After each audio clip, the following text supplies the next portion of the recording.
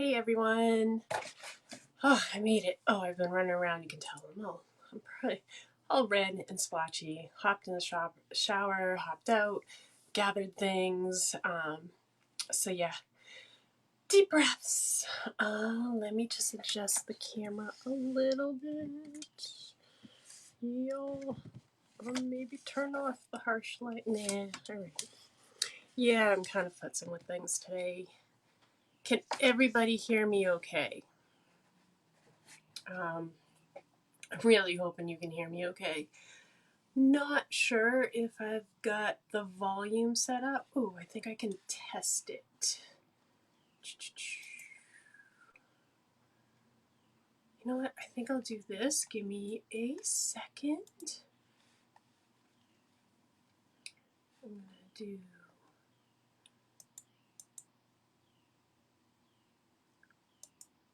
this. Can you hear me? Okay, did I get the echo? Let's stop that. All right, I think really can't tell if you can hear me or not. And I did have an issue earlier with this, so I didn't want to starve you guys from. See, exactly. That's exactly what I was wondering. So let's hide this one. All right. I'm hoping you can hear me. If you can hear me, please let me know down below. Send me some comments. Just throw some in there, just so I know you can hear me. Yeah. Okay. So, welcome. This is day 2, as you can see it right down there. Day 2 of the Starting a Garden series. Today I will be talking about containers. So let's open up my notes and I'll get right to it with you guys. So, oh, and for the last part, I did say something about what a good window is for your finding a spot for your garden, and it's west, not east. West or south facing is always a great. And if you're north facing, you're really limited if your windows are north facing. So, all right, let's get started. Today I'm going to cover suitable containers to choose for your garden. This is going to be for all of you who don't have a place in the ground or are planning on doing a raised garden bed in your yard, but that's mainly what this is for. And maybe it's because you don't have a porch or a patio, or you're renting or something like that, living in an apartment, and or the only place you have to plant is indoors. So I have a lot of options for you. I'm going to try to go through this quick. It's a long list, but it's valuable information. So first, I want to introduce myself. My name is Christina Party. I am the head dirt digger and paint splasher at the Crafty Homestead, where I share my my homesteading, not so much skills just yet because I'm working on them, but I'm sharing my journey into just becoming a little more self-sufficient and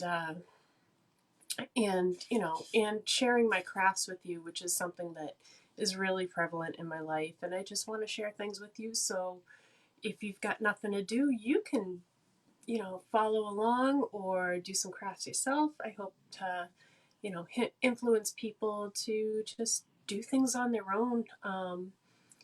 Grow plants, grow food, especially at this time with whatever's going on.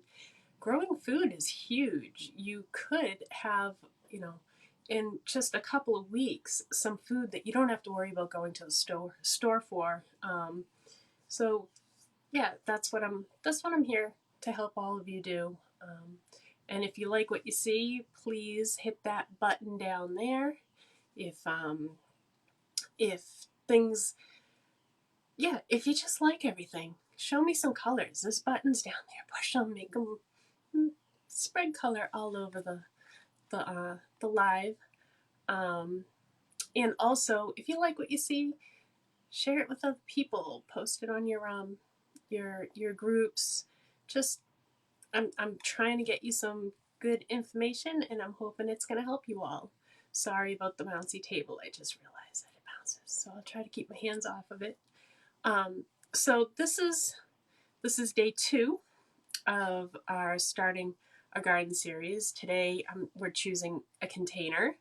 So if you follow along in this and you follow all the parts to the series, I will send you some seeds to start gardening along with me. So on Friday, I covered finding a spot in your garden. You can find the link for that below. I'll put it in the description below after this live is over. And also, yeah. So yeah, that's that. So let's get started. First, we'll talk about types of the conventional containers readily available. Most of them are inexpensive. I like to give inexpensive options for everybody. I know people's budgets are getting a little cinched right now. So first, we're going to talk about these things. I mean, this one's adorable. You can't tell me this isn't adorable. A good friend of mine gave this to me, and I absolutely cherish it. So this is a ceramic pot. There's all sorts of ceramic pots out there. Here, let me throw a couple on here. Those are ceramic pots. You've all seen these. They're pretty glazed on the outside. Let's see. Trying all the new options I have here. Isn't that cool? All right, so we've got ceramic pots. They're durable. They're heavy enough to hold larger plants. They come in a wide variety of shapes, sizes, colors, whatever to fit your decor or however just things that you like that are pretty. You can find one that fits you in that. They do tend to be a little more expensive than the containers made of other materials. And one thing you do want to think of is if you've got them outside, you want to take them inside in the cold weather. Water will get in there, expand, freeze. It'll even get underneath the glaze. I'm not sure how. I've had it happen to a lot of my pots. And they'll crack the container or, fracture the outside off of it and you'll get little shards. It's not fun. It's not pretty. So take in your ceramic pots in the cold weather. So next we have, let's hide this one, plastic pots. You guys have all seen them. This is what most pots come from, what most plants come from when you buy them from the store. There's all sorts and kinds out there. This is just one example. They're just the plastic pots. And most of the plants, so they're pre-potted. They usually come in that. Another benefit is they're easy to add extra holes in plastic pots if you don't have enough sufficient drainage. Sometimes I think there's too many holes in them. There's a remedy for that, but we'll share that in the soil part of the series, which I believe is next. So yeah, you can add extra holes. I have a couple of pots that I add the holes a little higher so it doesn't the water doesn't sit in there and the plants aren't sitting in it. It's not rotting out the roots, but it is getting enough water because some plants need a little more water than others. So that's a good choice with plastic pots that you can do. The black plastic. So there's a benefit to the black plastic. It heats the roots pretty quickly if left out in the sun.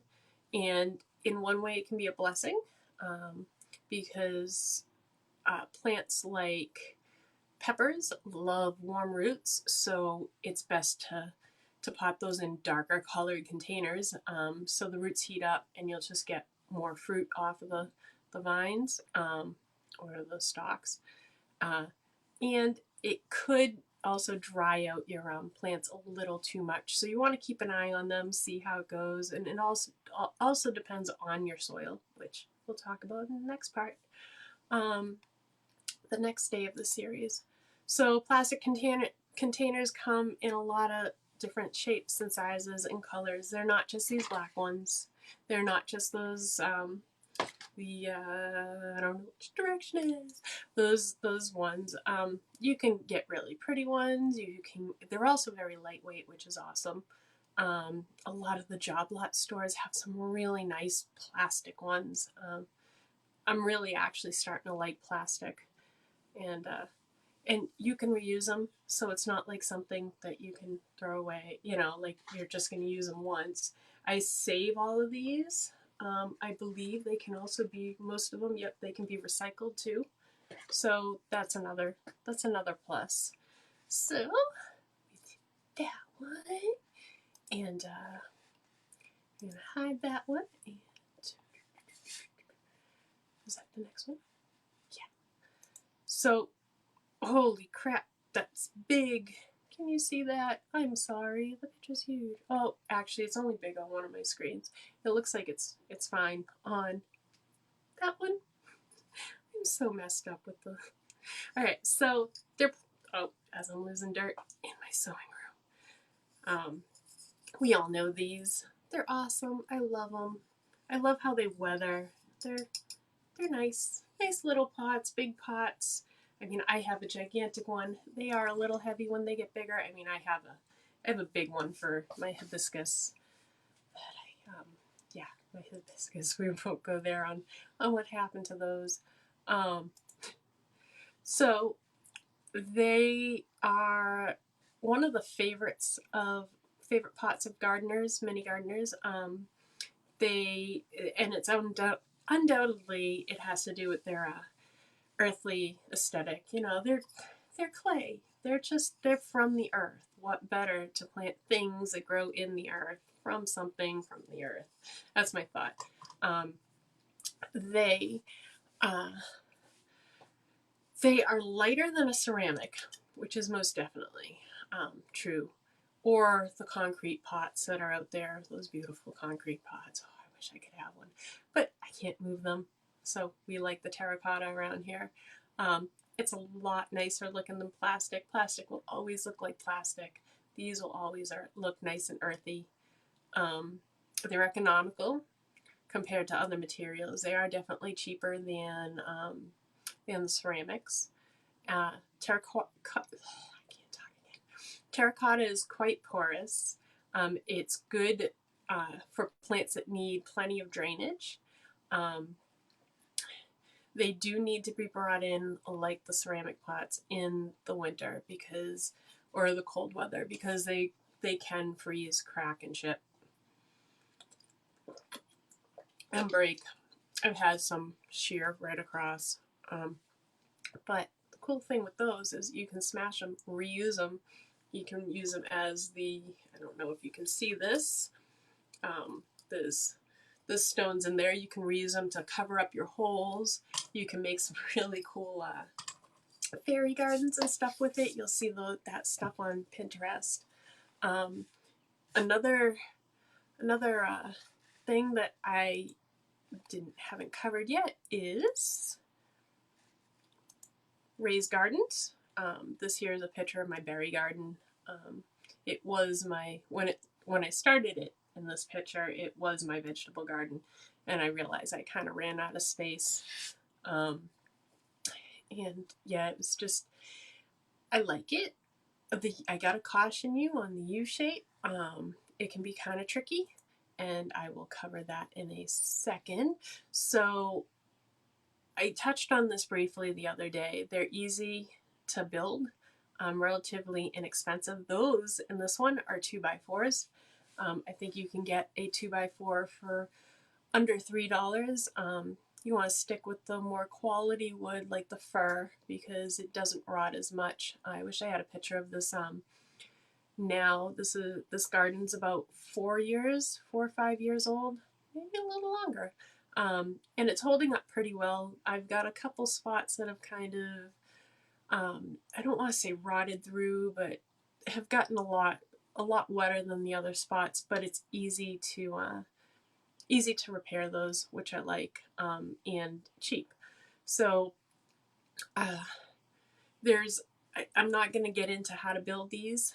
I probably should have done a video last year on how to build it because I built another one for my vegetable garden.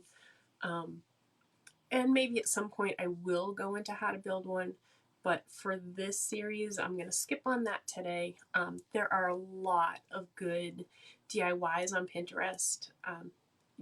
Yeah, just Google DIY raised beds, and there's so much that comes up and a lot of information there too. I love Pinterest. It's my main source of my information. There's so much out there. So yeah, go check it out. And if you need tips on building, send me a message. I'd be happy to help you out with that. Like the supplies and stuff like that. I don't mind helping you out one-on-one, but for this series, we're going to concentrate on just planting.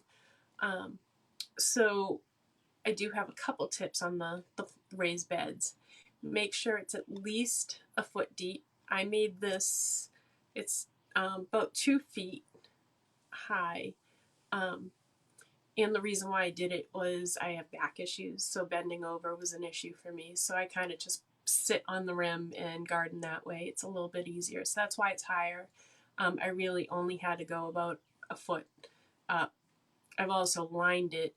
You can't see it in here because I put more dirt in it also underneath. So it's not filled to the top with dirt. I have layers of like mulching material underneath to take up that space. So there is only about a foot and a half of dirt in this one. So you want to make sure it's at least a foot deep. Most vegetables call for 6 to 8, possibly 12 inches. So at least a foot, maybe a little bit more. One of my big things is I noticed after building this, if you have more than one, so like I have the U shape, if you have more than one, make sure the space between, there's enough space. So this one, I can just fit a wheelbarrow in it, and I can only make it to the U shape. So that's why I suggest if you do make one, don't make a U-shaped. Make one that you can go straight through. It'll make things a lot easier in the cleaning out stages when you need to, put a wheelbarrow in there, because sometimes a bucket's just not enough. So things you learn going down the road. So yeah, that's my one tip, my really good tip for this. Just make sure you can access all the sides to it. One thing you don't want to do is say this was one big square. You don't want to do that because you can't access the center of it. So basically everything in the center, you can't walk across it. You don't want to crush your crops, and you can't access it to harvest and clean out. So I think the rows are a lot better if you're doing a raised planter like this. So let's here, out of breath, sorry. Next I want to talk about, let's see here, some unconventional. So I made it down. I forgot about this little option. So we talked about the plastic. We talked about the terracotta. And we covered the raised garden. So next we're going to cover unconventional containers. I like to have fun with this. I think it's really cool. There's so much really cool stuff you can do just by, let's get back to this. So there's a lot of stuff you can do that's recycled. I've seen this really cool one. I don't think I have a picture of it. Let me see. I might. I don't think I do. No. I've seen jeans. If you have old jeans, you can actually knot off the legs and fill it with dirt and plant. You can plant your garden in that, much like, let's look at this picture. Much like these. I mean, everybody's getting these left and right, and you can grow plants in them. Now, just think, you can, grow plants in it like that, and they've got hanger handles, so you can hang that up. So that would be one cool unconventional container that you probably have laying around the house that you can use. So yeah, the jeans. Look through your recycling bin. For starting seeds, I collect sour cream containers, yogurt containers, K-cup containers are great because they have a little hole in them. So I'll take a takeout tray or something and put them all in it and start my seeds in that. Milk jugs. I wonder if I have a good picture of a milk jug. Let's see here. So we've got, where is it? You can cut open your milk containers. You can do jugs by cutting them. I don't know if you guys remember in elementary school when we used to take the pint things and grow a peas or sunflower in that. You can do that. Cut them like the half and half containers. Here's a good one. Let's hide. Let's make some more space. Hide that one. Tins, any type of tins that you have that, are just kind of going to waste. Let's see. Mason jars and bowls. So I've got a few of the really cool Pyrex ones. I'm collecting the teal ones with the I think it's Harvest or something like that. But somebody gave me a bunch of other ones in different colors, so I'm using those as planters too. It's really really cool, and it looks so pretty throughout your garden. The white and the stuff on it. Your imagination. There's just so much you could use for bowls. I mean, for containers. So let's see. I did mason jars. I don't know, did I show you this one yet? You can kind of do a hydroponic system with a 2-liter bottle. You can do buckets. Let's see, hide this one, hide that one. You can do those topsy-turvies. Now those are tomato plants. They do awesome hanging from above. And I would kind of go a step further and paint the bucket black. Like I was saying, the nice warm roots, they'll be so happy. How many people have baskets? Now these are pretty baskets, but how many people have old baskets laying around that they've gotten for like Christmas presents or whatever? You can plant in those. Me, I'm a car enthusiast, so this one kind of made me smile because I can't tell you how many rims I have for all my collector cars. So yeah, rims, you just line it with something, especially steel rims are good. If it was an aluminum rim, I would definitely put a plastic barrier in there. You can use old tires, same thing, you want to put a barrier in there. They have the plastic sheeting. I'd put that in there, put some holes in it so it drains out. Let's see. Now we got, how about kiddie pools? I think that's an awesome idea. I'm kicking myself in the butt for getting rid of my kiddie pools. I used to have them for my dog. So yeah, that. Here's a great idea for herbs is those shoe pockets that you hang on the door. You could hang this on a wall and plant all your different herbs in it. I'm still messed up on them. So yeah, you could do that. And here's another great tip is, if you guys like hard-boiled eggs and stuff, eggs. So you can, if you do the hard-boiled egg thing, you can start your seeds in these. And a really cool thing about starting the seeds in these is you can plant these directly in the ground. Not only is it a nice container, but it is also great nutrients for starting your plants. I don't know if you guys can hear that. We have resident squirrels and they're having a fight in my eaves. Can't wait until this season's over so they're out. So yeah, that, let's see. I think I've covered that. Don't forget window boxes. I think you get the idea. The list goes on. Almost anything can be used as a planting container, but you want to make sure that it's non-toxic.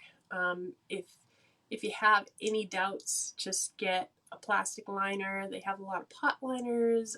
Just the plastic sheeting, put that in there, poke some holes, and add rocks for drainage. We'll cover the rocks and stuff in the soil section. Um, where we'll cover how to set up your pots for planting. Um, so yeah, there's that. Um, what? So this is another thing that I want to hit on. So we'll just that. So container sizes. Container sizes are huge. I just got a brain fart. Did you just see how I just went blank? I hate when that happens. Anyways, whatever you decide to plant, it's going to make a difference on what kind of container you'll need. So there's a lot of plants that need certain sizes, be it, depth and width. For example, growing tomatoes can be grown in small to large size containers depending on the type of tomatoes that you decide to grow. Because if you're planting them in the ground, you want them a certain amount apart. I think it's like 12 inches, they say, for tomatoes. I find a little bit more is better because they like to spread out, they like to vine out. You want to give the plant enough room to do its thing. For growing herbs and lettuce and salad greens, you only need pots that are 6 to 8. I think this is an 8-inch pot. It's like a 7-inch. You know, you, so you could do shallow containers, even if they're wide. You can do shallow containers, 6 to 8 inches deep. So if we're talking about lettuce, salad greens, spinach, you can also put these in the shade too, part shade, and they're happy with that. Radishes grow well in a pot like that.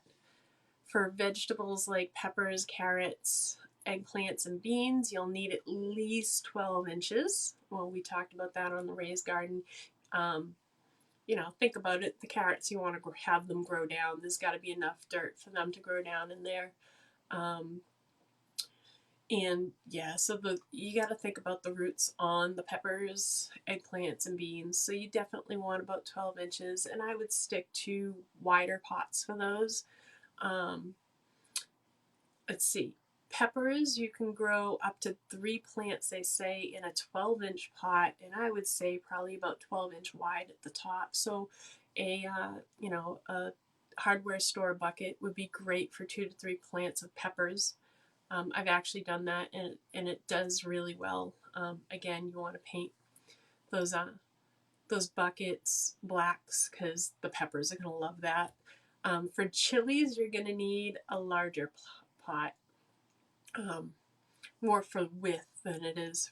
You still want to go at least 12, but your width is going to be larger. Cauliflower, you want at least 12 inches deep, 1 plant in one 12-inch deep pot. Okay. Same for cabbages too. Beets can be grown in 10 to 12 inches deep. And you want to make sure that they get full sun to part shade, so more sun. So the cool thing about pots is you can move them to where they need to be, as opposed to a raised garden where it's just there. Containers, you'll notice when it needs more sun, put it in the sun. As the sun moves throughout the summer, you can move them to follow the sun. So containers are a great idea. I enjoy planting in containers. I seem to have a better yield too when I plant in containers because I do that. I follow the sun with it. Zucchini is one of the most productive vegetables that you can grow in a pot. So zucchini, if you didn't know it, they're part of the squash family. Summer squash is a zucchini. A zucchini is a summer squash. So you can do zucchinis and squashes. and they do really well in pots. Choose a container that again is 12 inches deep.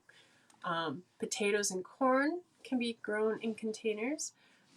Potatoes are actually pretty fun to grow in containers. I've done it once. There's a lot of information on Pinterest how to do those. Corn, I would say get one of those beach buckets. That would be great because they tend to get top heavy, so you want a heftier bottom to it so they don't blow over. And sometimes the same you got to keep into consideration on the peppers too. They get a little top heavy, so if you're in a windy area, you want to make sure that those pots have some sort of weight to the bottom of them. It doesn't mean they have to be a heavy pot, but more bottom heavy, filled with rocks or something like that. We'll cover that in the soil part of this series. And this isn't even a full list of things you can plant in containers that do really well. There are fruits and berries that can be grown in containers too. So I hope this opens up some ideas for you to start planting a container garden. If you have any questions, let me know. I am always happy to answer. You can put it in this live right now when you see this, or you can directly message me on Facebook. So yeah, I'm always available to chat garden with you. And if you find this useful, let your friends know. They might be able to find this useful too. It might be a great learning experience for kids this spring. When you want to get out of the house and into the yard or into some sunny windows, this is a good thing to share with people. So if you guys are interested in following along, so after this series, I'm going to continue with the plants the seeds that I'm planting with you guys. So if you want to follow along and plant along with us, make sure to catch every episode. Let me know. If you're catching the replay, type in replay. I'd love to know where you're viewing this from. Put that in there. That'll be helpful to help pick some seeds for you, and I'll send some seeds out to you. And yeah, if you're interested in getting seeds, just give me a shout and we'll talk about what are some great options for you.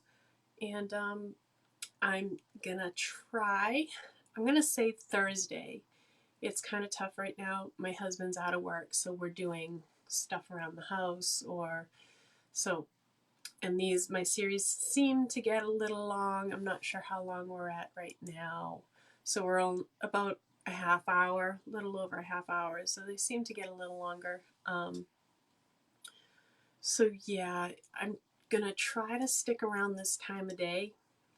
It seems to work, say 11:30. So I'm gonna aim for there it went again. I swear you could see them just kind of, my thoughts just flew out of my head.